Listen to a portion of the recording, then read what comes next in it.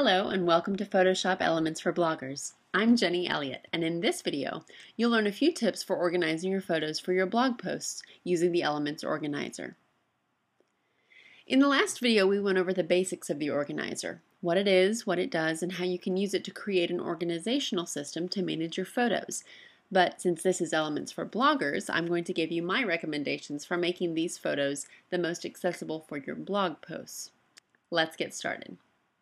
So here we are back in Elements Organizer.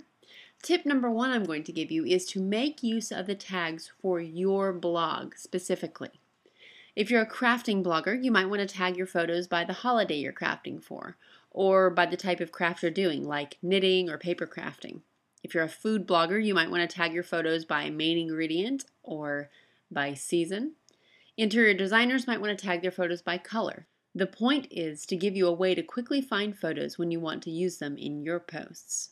Which brings us to tip number two. Once you have your photos organized into albums and you've started tagging them, you can use this little star rating system to rate your photos in order of importance. Remember, in the last video we talked about the different stars, and we used 1 star to signal that that was something we wanted to trash. But you can make much more extensive use of it with the different levels of stars. So if you're using Elements mainly for your blog, you might want to use these stars to indicate that you want to use a certain photo for a future blog post. So you could use a 5-star rating to mean use this one. As I go through the photos, I'm going to trash the ones that are duplicates or that aren't that great, and I can also, at the same time, star some of them with 5 stars to say, yes, I definitely want to use this one in a blog post. So I'll just tag a couple of them here with 5 stars. And then when I sit down later to write a blog post, I'll just click on 5 stars at the top, and I can instantly see all my favorite photos and hopefully get some inspiration for my posts. And since I'm a very scatterbrained person, doing this means that I won't forget which photos I want to use and have to decide all over again. Now, tip number 3 is a little bit more involved. If you blog about your family especially, you'll like this feature. Newer versions of Photoshop Elements have the people recognition tool. If you enable people recognition, Elements will analyze your photos and help you tag the different people in them automatically. So the first thing you'll want to do is go up to the top and click View and make sure that people recognition is turned on. So I'm going to click Show People Recognition. To get started using it, just find an image with one of your favorite people in it. Double-clicking on that photo will bring it into single image view, so you just have the one image to look at. And you'll notice this little icon at the bottom here. And this says add a missing person when you hover over it. This makes my people recognition tool show up. So I'll click here and it's going to pull up a little box. I'm going to center this over the face and it asks who is this. So I'm going to go ahead and type into the box that this is Sam and click the check mark. So now you'll see over at the right hand side, under people, it has just created a new tag called Sam. And now looking back at the photo, you'll see that Elements has applied this tag to Sam's picture. So now we're ready to tag another photo. I'm going to click the over arrow on my keyboard to go to the next photo in my organizer. And you'll see here that Elements doesn't recognize Sam yet in this photo because his expression is different from what it was in the first photo. So again, I will click to turn on the box, drag it over to his face. I'm actually going to make it a little bit bigger. And once I've dragged the box into the appropriate spot, I will just click down here. And when I click, I will start to type Sam's name. So I'll put the S, and then you'll see it has offered his name, Sam, as the option here. So I'll go ahead and click that, and then click the checkbox to accept that. So the more times you apply the tag to using people recognition, the smarter Elements is going to get. You'll find that you do a lot of manual tagging at first, but over time Elements will start recognizing more and more of the faces. So I'm going to do this just a couple more times here and see if we can get it to start recognizing him.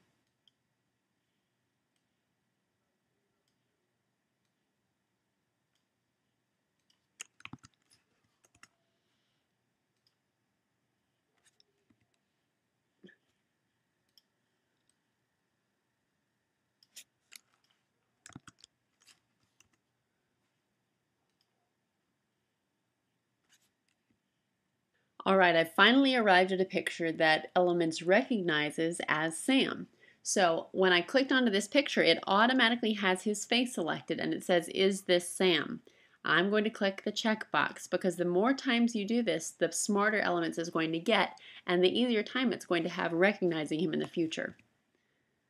Now, this is a side view of him, so it's not going to see this as a face. And the Elements people recognition tool works definitely the best when you have somebody who's smiling or looking directly at the camera. If they're up really close, it doesn't work great.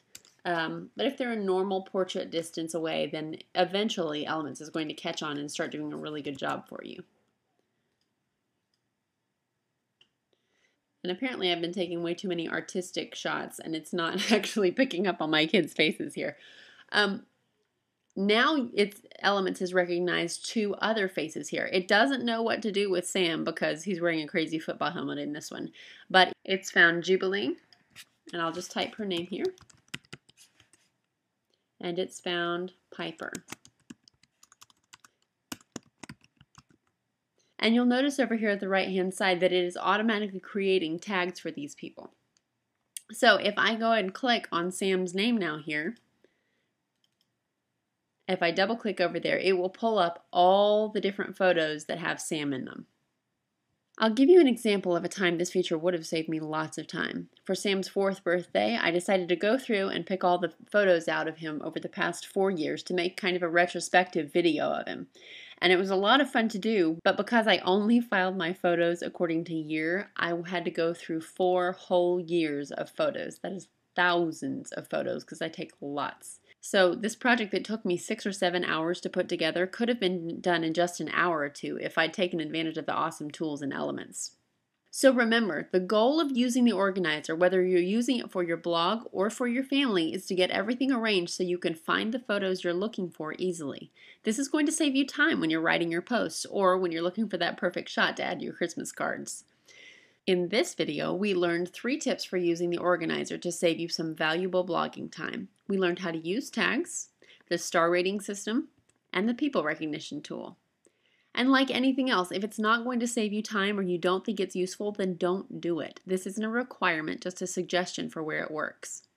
Your assignment for this lesson is to play around with tags a bit more and decide on a system that makes sense for your blog. Also, try giving different photos a star value and using the star search tool at the top to find photos with 5 stars. And finally, tag a few people just for fun with the people recognition tool. The next time on Elements for Bloggers, we'll be moving over to the Elements editor and I'll give you a walking tour.